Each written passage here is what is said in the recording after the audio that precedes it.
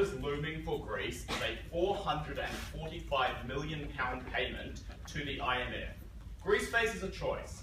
They can choose to give in to the absurd neoliberalising demands of the European Union, or they can take a stand against the European Union that is demanding that they privatise their banks, privatise their healthcare, cut spending to the extent that disabled people in Greece are literally being forced to be locked up in cages because there is so little money in that system. We are the side that stands up for the people of Greece, and we're going to tell you why for two reasons in this speech. Firstly, what the problems with the current system and the current demands that we made on Greece are. Secondly, on the comparative, why we get better results for the people of Greece and the rest of the European Union. So, what are the problems with the current system then? When you are in a recession and Greece has faced multiple quarters of negative economic growth and crippling debt, one of the worst things you can do is to cut spending en masse. And we need to be really clear in this debate. There are a couple of ways that countries can adjust when they face these situations. The first is to do everything extremely rapidly, like what the European Union is demanding Greece to do. They are demanding that Greece immediately privatises all of its banks, privatises pension schemes, do things like massive cuts to spending, because often the IMF has strategic interest in getting Greece being able to pay its debtors back and not necessarily interests of the Greek people at heart. So that's the first thing to understand about the incentives of the IMF. The interests aren't actually aligned with the interests of the people of Greece. What we would prefer is for a more drawn-out process of reformation. So whilst it might be good in some instances for some Greeks to be privatised, that's not something you can simply do straight away because there are immediate harms to people who are working in those types of industries. Moreover, what does the current system actually lead to when you think about what the IMF is demanding of Greece?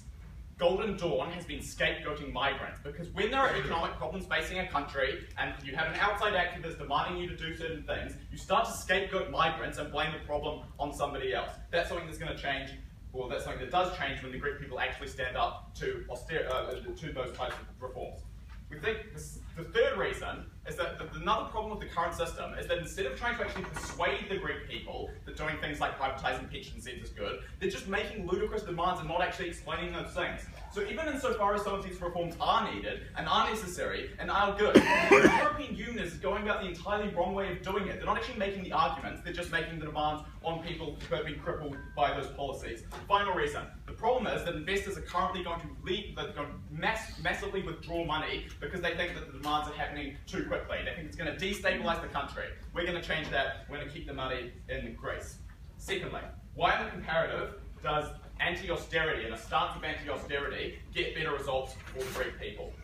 So, this is really important context in this debate. We think that the European Union will give in to demands of Greece if Greece continues with an anti-austerity stance, and there are a few reasons for that. As I've already mentioned, we are not saying that this is about austerity or no austerity. It's rather about the time frame in which you do it and how much time you give the country to adjust to those reforms. What are the incentives operating on the European Union? If there was a Brexit, or if Greece was to leave the euro, that would be totally disastrous for the European Union. Why? Because you get things like financial contagion, where people lose faith in the currency because they think that other countries will follow suit. They think that other countries who also are dissatisfied with the euro, or other countries that don't want to be in that shared economic union, might also follow suit. So there are massive costs to the European Union, or the European Central Bank, should Greece leave that currency. The financial contagion means things like investors pulling their money out of the currency, which leads to a destabilisation of the value of that currency, which is extremely harmful for certain interests in those countries. So, the European Union is going to some extent give in to those demands. Greece just needs to stand strong and to not give in to those rapid demands as quickly as they are being demanded to do. Why then is our policy or our stance of anti-austerity actually better for the Greek people? There are a few reasons. Firstly, as I've already mentioned, they are going to have to make concessions to the Greek people. So what does that actually look like on the ground? It means that when you do things like privatise certain public sector or cut spending so much that public sector employees are fired, you give those people time to adjust. Keep in mind, there are people that have been working in the public sector in Greece for literally all of their lives. You can't just expect them to suddenly have no job and then rely on the safety net that doesn't exist. At the same time that you're asking them to cut spending to the extent that you can't actually maintain those institutions which are good for people who have nothing. Second reason, it's going to redirect anger away from the scapegoating of the migrants, which is currently happening. Because when you say it's the fault of the EU and not the fault of a certain group of people in Greece, then you reduce the harm of all that scapegoating, which is much better when you want a country that is racially tolerant and that isn't discriminating against certain groups as we're seeing with a lot of right-wing parties in different countries. Third reason, we think it's legitimate for them to be able to make trade-offs about what they think is important. There is no right answer in economics. You can't simply say that we should or should not privatize banks in these instances. We think it's up to the Greek people to be able to make the trade-offs that they want to do, and broadly, given that most people in Greece are in favour of anti-austerity measures, it's legitimate for them to say we want a larger public sector at the expense of other interests, which are often just the IMF's interest in getting Greece to repay their debts, so all of their vested interests are actually paid back. Final reason. We think that the cuts to public sector spending have been particularly pernicious in this debate, and that's something that we really need to consider. There are people who have been working in the areas for all of their lives, and the example I gave in my introduction is a particularly good one in this debate. The spending cuts are so massive to the extent that rest homes in Greece literally do not have the funds to pay for people to stay in rooms, and they are locking disabled people up in cages. If that's not an argument for anti-austerity in this debate, I literally have no idea what is. This debate is about what is best for the people of Greece. Austerity has crippled them for the last 20 years. They have a total right to reject it, and we think that's something they definitely should do.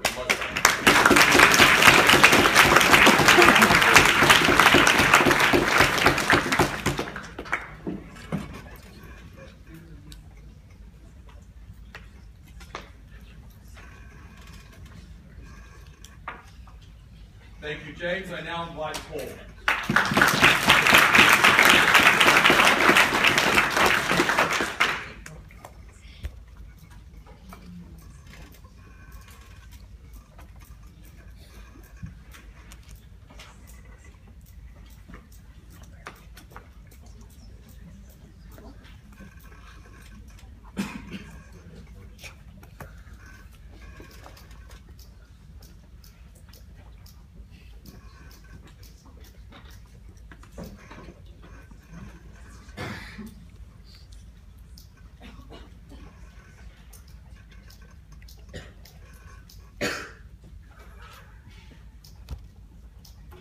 The affirmative side of this debate obviously haven't been following Greek politics particularly closely, because the anti-austerity parties aren't slow down, maybe next year we'll privatise the banks, maybe the year after that. The anti-austerity parties have a fundamental disagreement about privatising banks in general, a fundamental economic disagreement that goes far more than the fast or slow dichotomy presented by them.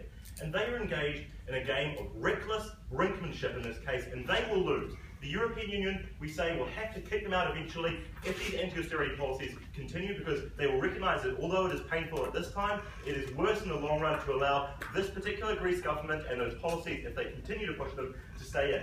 And that ruins Europe, which we say Greece owes to a certain extent, given how they've supported Greece so far. But secondly, we think the worst is past for Greece, and it will destroy their internal politics if they do that, and if they run that game, we are proud to oppose. Our stance is that Greece has two options in this case: a humiliating back down, which they are not prepared to accept if they continue the anti-austerity parties, or effectively a Greek exit when this game of brinkmanship reaches its foregone conclusion. We say that's bad for Greece and bad for Europe. Greece should cooperate, the worst is past, and things are getting better for them in that case.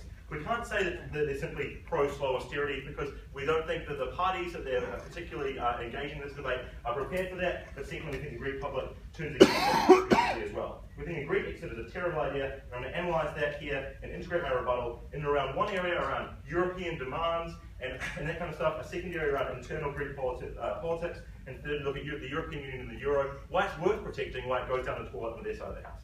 European demands to cut spending and those sorts of things, and privatise banks, and all of those kind of things don't exist in a vacuum. They exist because Greece cannot afford to spend that money. It doesn't have the tax income coming in, it doesn't have income from other areas. If Greece says, so in that kind of case, we think that the only place the money is going to come from is loans provided to it from European Union countries at artificially low rates to allow it to continue. So in that particular scenario, it makes sense for the European Union to say, look Greece, you might want all of those things, but if you can't afford them, in that case, we think you shouldn't be able to. But secondly, in the case where the European Union says no and Greece exits, and they still can't afford it, they can either borrow at very high rates, because they're extremely high risk, or they can't access capital markets at all, because everyone says that Greece is being run by a radical left-wing party that probably won't be able to pay its debts. So you're burdening the future generations of Greece. Or you're ending up at the same point when Greece continues its current spending, can no longer access low interest European Union loans because they say you're not listening to us, and then cannot pay for its spending either. So all of this blather about people being put in cages affects that side of the house as well. When Greece leaves and Greece loans dry up, and the situation we say is far worse because not only because there is effectively far less ability to spend there. We think the Greek default is relatively inevitable in that case. We think, secondly, a lot of these measures like privatisation address specific problems within the Greek economy that they themselves are unwilling to address, which means that those industries are operating inefficiently, those industries are otherwise propped up by government loans. And we think that forcing them to do this in this particular way is the only way you're going to overcome the political incentives there. Finally, they told you that the European Union is being unfair because it's not explaining. We're happy on this side to explain from the perspective of the European Union why it is the case that Greece is failing. They are spending too much and taxing too little, and you can't continue to do that forever and be propped up by German loans.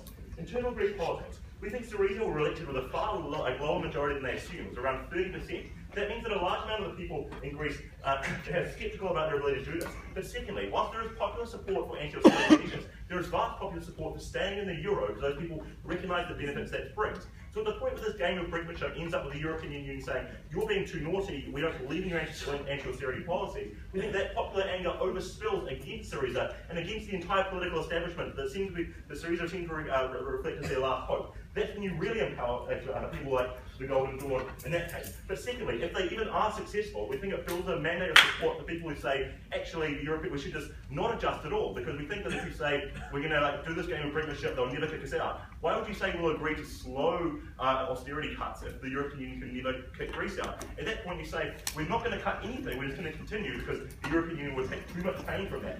You empower a body of politicians within Greece to say, this has been successful, so we don't have to privatise our banks in 10 years, we don't have to ever. And at that point, Greece becomes further down that line of reckless brinkmanship.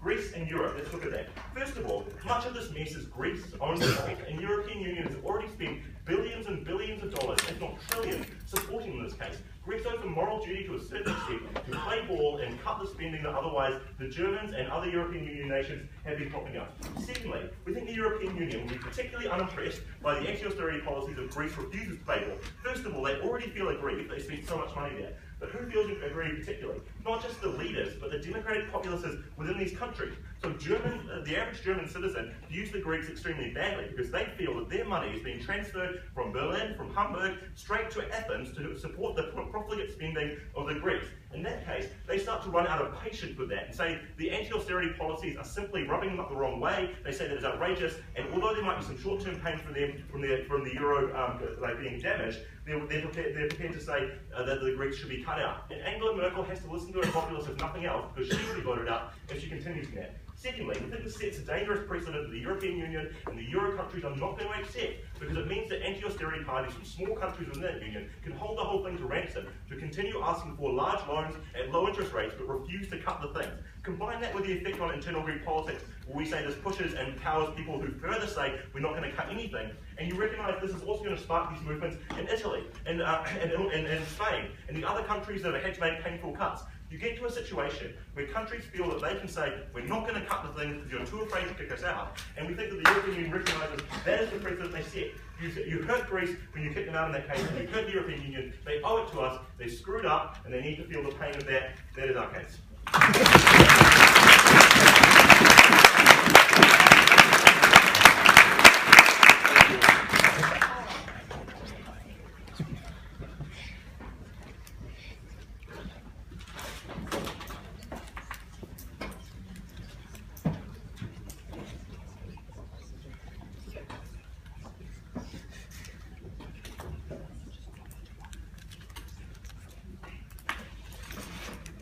Thank you. I call James Penn.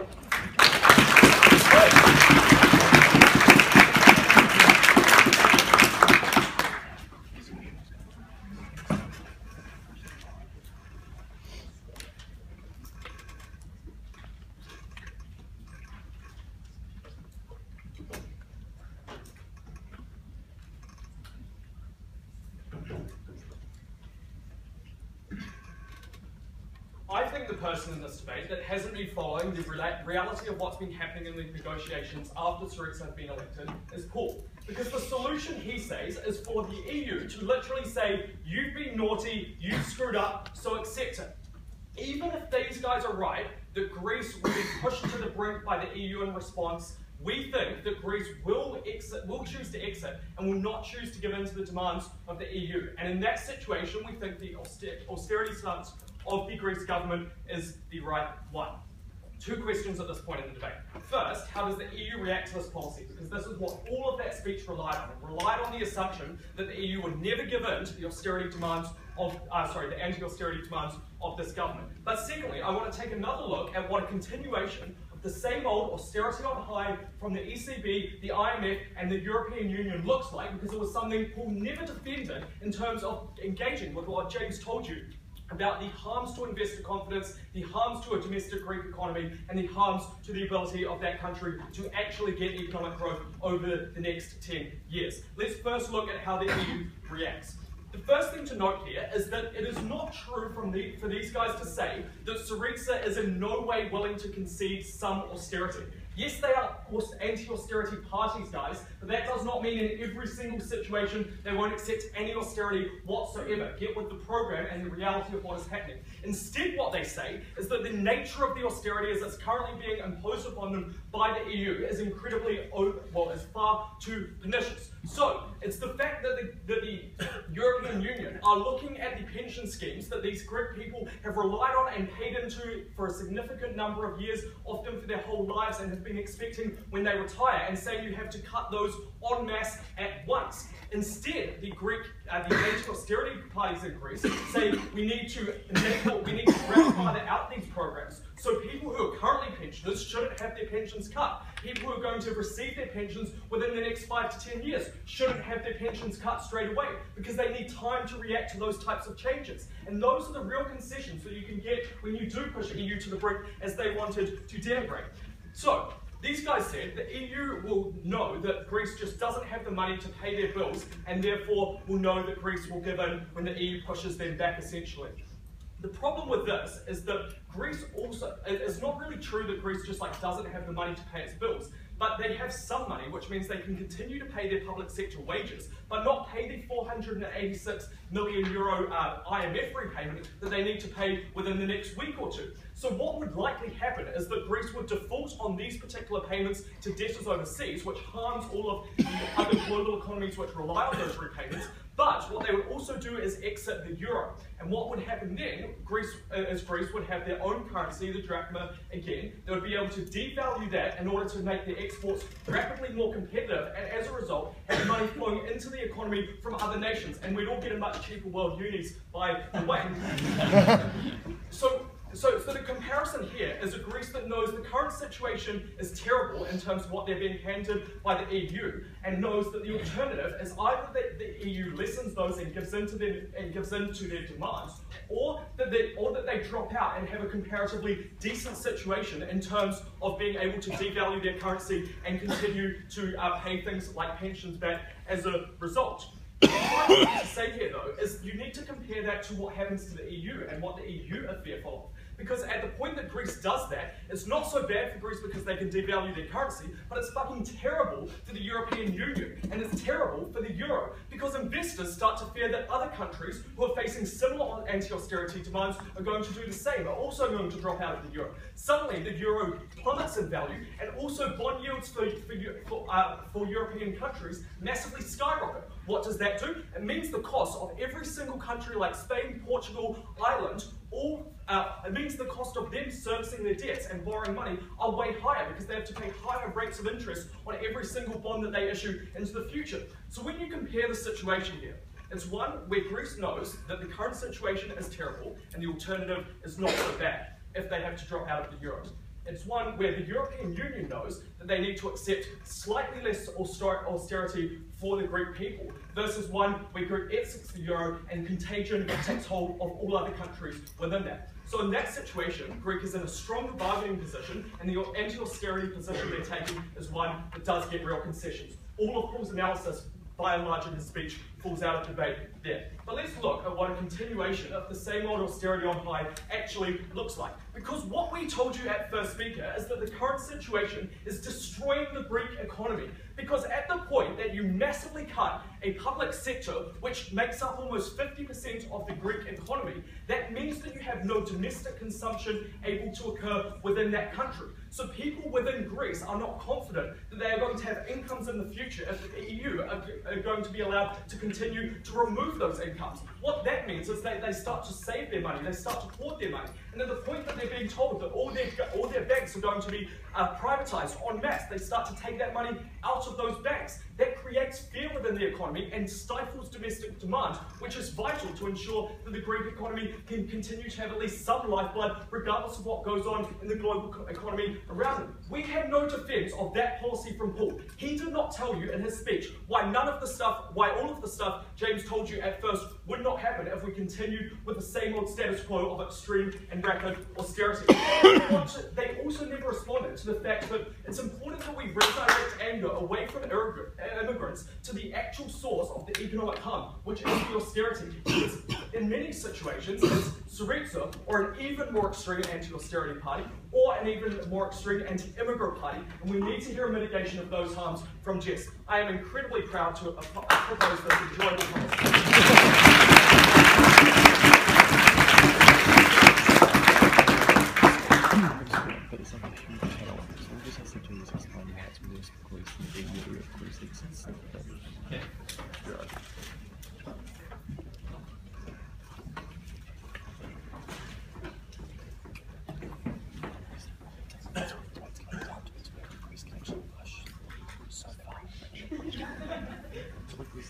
Thank you. I call James Kent.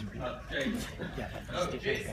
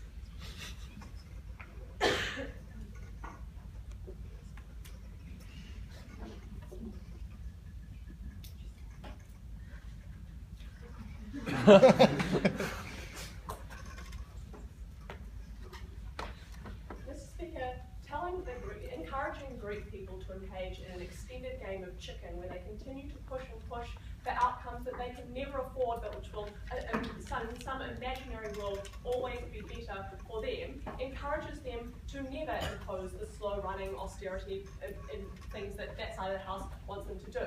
Why is that? Because their politicians continue to tell them that they can fight back against the EU, that the EU is the problem, not them. That empowers their own demands and their own needs, right? It tells them that they're in the right position, that they're not in the wrong, that they don't need to accept those cuts, and they never will, and they should continue to protest on the streets. That's why you will never get the austerity measures that Greece needs in the long run, as they have accepted, and that is why a Greek exit from the euro is inevitable under that side of the House. So 3 things to talk about. Firstly, what Greece's response will be to the EU pushing back on anti-austerity policies. Secondly, why a Brexit is a problem, because James seems to have changed his mind on this point and decided that actually perhaps it's not so bad for Greece. And thirdly, why you'll never get slow reforms and why this will lead to backlash. So let's talk about Greece's response. Because what James wanted to say to you is that Greece would never agree to the EU's demand, and so that we're going to lead to a Greek exit under either side of the House in this debate. We don't think that is the case. Why? Firstly, we think that the Greek people know that they cannot access cheap loans, that there is no way, if they exit the euro, right, that there is no way for them to continue to fund their spending when they don't have the tax revenue under the status quo to continue doing it. So we say that if the EU continues to say you must impose these austerity measures, Greece has no choice but to accept those, right? They cannot just opt out because it's so bad for them. But secondly, we say the people of Greece know those things, but so do the people of Syriza as well, right? Most politicians within that party actually agree with staying in the Eurozone, so do most people within Greece. So we don't think that you get a Grexit on the outside of the house when you continue to impose these austerity measures. We say that, in fact, all that stuff that James had to tell you is not correct. You get a Grexit under the model, not under ours. Why is that? So why is that the case? We say that's because the European Union is not going to continue to accept anti-austerity policies. Not a lot of engagement here from James. What did we tell you? We told you that the people within the countries that are currently funding Greece and their reckless spending are fed up with that they feel morally aggrieved, that they feel that it is unfair, that they are prepared to push back against Angela Merkel and she can't keep fighting it for much longer. So we think that means that they're not going to continue to support this in the long run. But secondly, we say that the European Union knows that continuing to give in to Greece's demands and not forcing them to leave the European Union is a very dangerous game for them to play in the long run. Why? Because firstly, it encourages Greece to continue upping their demands, to continue to refuse to impose anti-austerity policies, and therefore to continue the loans that Greece needs. But secondly, at the point at which Greece is refusing to impose austerity measures, so too will other countries, right? Italy's not just going to roll over and say, well, we'll take them even though Greece doesn't have to. So the European Union knows that it cannot continue to give in to Greek demands. It has to force them to leave the European Union no matter what the short-term consequences are. Because that's the way in up they're making this situation, right? What are the short-term consequences as opposed to long-run ones? And we think that eventually it is going to get to the point where they'll take the short-term consequences of like a Greek leaving the euro. So what does that mean? That means that this is a massive problem for Greece. James wanted to tell you that it wasn't such a big deal because they just create their own currency and that wouldn't be an issue. We say firstly, that's not the issue, right? The issue is the lack of tax revenue in order to fund the spending. We say that exports that James wanted to tell you would suddenly make up this deficit aren't going to do that fast enough. Why? Because it will take a long time for exports to pick up in order to bring in that kind of revenue. So you're still going to get all the problems that James is so worried about when it comes to cages and disabled people in the short term. They don't even solve that problem that they're claiming. But thirdly, we say this relies on investment. James said that Paul hadn't dealt with this. He did. What did he say? He said that investors are never going to invest in Greece when they know that they're about to leave the Eurozone. Why? The drachma is going to be a highly unreliable currency, right? So you've got no incentive to buy up massive amounts of a currency that's going to be completely unstable. So we actually say that investors are more likely to pull out under their scenario where a Greek exit is imminent or where a Greek exit has actually happened than they are under our scenario in which at least you know that your spending there is safer. So we think that's also the case for spending. It isn't the case that people are going to start spending in Greece if they know a Greek exit is imminent because that currency is so unreliable. But that relies on investment, right? Investors aren't going to continue to invest in Greece when Greece has just defaulted on huge amounts of loans, right? There's no incentive to put your money there. So we say that, in fact, it's a massive problem for Greece if they pull out, if they leave the European Union. That happens under the anti-austerity measures. Haven't dealt with that. Need to get that in reply. So let's talk about why you won't get slow reforms under their side of the house, because that's what their entire model has rested on. They've accepted that Greece needs these austerity measures in the long run. They've just asserted throughout this whole debate that suddenly, if Syriza gets everything at once, is allowed to stay in the European Union and continues its electoral popularity as a result of that, that it will suddenly start imposing the anti-austerity measures that its people hate. Why would this not happen?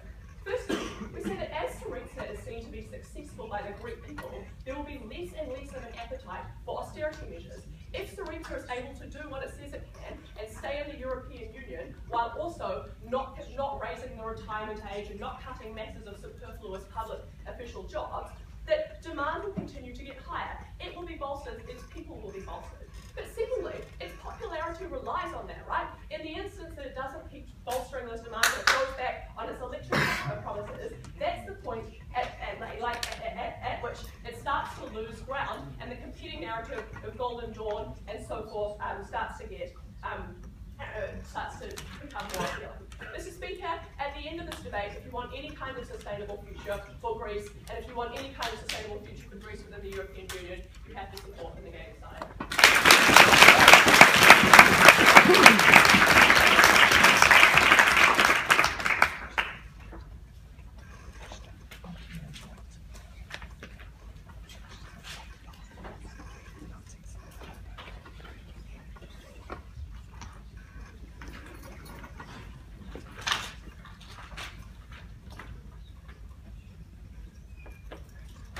welcome all.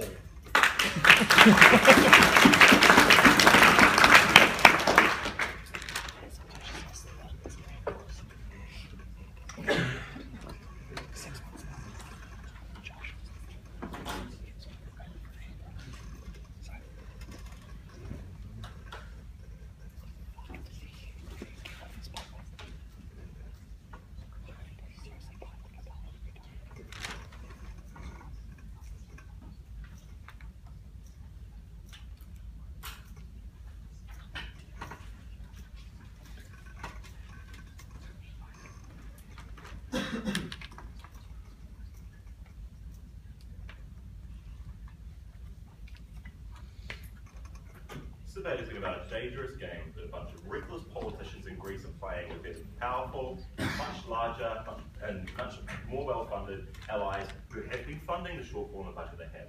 We say it is far too reckless to continue this, because they only empower people within their own internal political calculus, which push it further so you don't even get the changes that Greece needs in the long term. But nevertheless, it leads to a Greek exit, which barely anybody in Greece wants, and will turn them against the establishment. We say those are reasons, powerful reasons, to oppose these policies. The questions in this debate about the IMF and what they're doing, about the prospects of a Greek exit economically, and about the Eurozone and how they would react, we think all fall into us. In terms of the IMF, we told you that if the problems with an explanation, we're happy to explain. And that explanation is that Greece cannot continue the way it is. Greece is spending too much money, its industry is organised in inefficient ways, and economic reform is badly needed in that case. We told you that the human cost is often easy to mitigate anyway, because at the stage where there's a large amount of suffering, we think the Greeks have enough money from the loans that they're already getting and will otherwise lose to redirect toward those areas. But secondly, we told you there's a pernicious effect on internal Greek politics that they've never really wanted to deal with. Because if it seems that these anti-austerity measures are succeeding in the sense that they achieve austerity across the long term, across 10 or 20 years, then the populace might say, well actually, we never wanted to privatise banks, or we never wanted to lose our pension at all, so let's continue to do that. And a groundswell of support behind that forces them to more and more extreme anti-austerity measures, which means you don't get you don't get those kind of austerity movements across time. That's bad for the Greek economy structurally, because there's going to be a slam for them when they have to leave the euro. But it was also bad because we think that it will lead to them leaving the euro. And in terms of internal Greek politics, that makes those politics more divided and more extreme when they want to stay in the European Union and they suffer from leaving it and they lose faith in the establishment. So the anger that they wanted to talk about being directed to immigrants redirects towards the establishment, which empowers parties like Golden Dawn to say that they actually have the answer in this. Is austerity good, is leaving the euro good or bad for Greece? They told you initially that it won't happen and predicated their case on the European Union backing down. When we gave you good reasons why the European Union wouldn't, they replied to say that it's actually good to devalue the drachma and take over exports. Our reply was that exports take investment from the outside, investment which people are prepared to put into the euro, but not prepared to put into the drachma. The euro is more stable, and we think that people will generally perceive a Greece standing alone, which is unable to pay its own bills and forced to default repeatedly, as a risky environment to go into. So there. In that case, we think secondly internal spending locking up. We think that internal spending locks up much further when people basically want to stay in the euros, keep the euros, and don't have faith in the drachma in that kind of case. At the end of the day, Greece will be forced to leave, and they won't be able to access loans at the same rates they are, which is more painful for them economically. Or they won't be able to access loans at all because nobody wants to give loans to a Greek government which refuses to pay all in defaults. Finally, the euro. We think comprehensively the shift that you saw in James's point shows that the euro will at some stage say, no, we're not happy with this. A, it sets a dangerous precedent for countries like Italy and Spain, points they never dealt with. But B, voter anger in the countries like Germany that they themselves have been paying for the profligate spending of the Greeks, which they say they refuse to stop spending because they can't, in that case, well, it means that those voters will demand that the Greeks are pushed out. This damages the Eurozone, which we told you Greece owes to a certain extent, because they did bail them out for years and years after the financial crisis. And in this case, the Greeks would absolutely be wrong to support these anti-austerity measures. We're proud to oppose.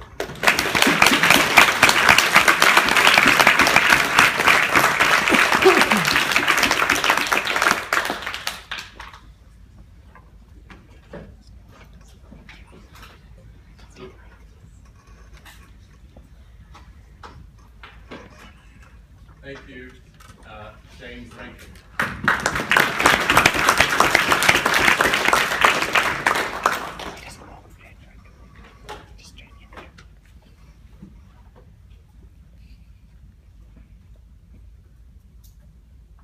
Firstly, I'm going to compare the alternative paths that Greece currently faces and explain why their bargaining position was always strong in this debate. Secondly, look at the effect of both of those on the people in Greece.